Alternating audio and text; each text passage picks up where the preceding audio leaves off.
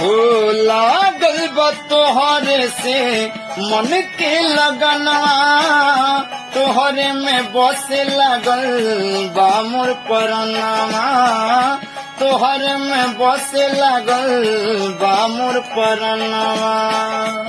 हो दुल्हन बना के ले जा अपने अंगनवा, तोहरे के मान चुकल बानी सजनवा, तोहरे के मान चुकल बानी सजनवा।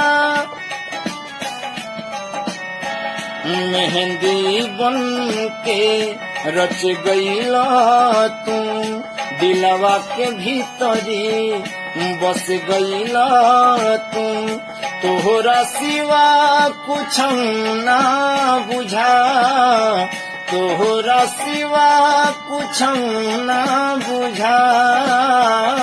सुन लाई जिंदगानी में गजब के रोग धरा दिहलू ए रानी, हमके जवानी में गजब के रोग धरा दिहलू।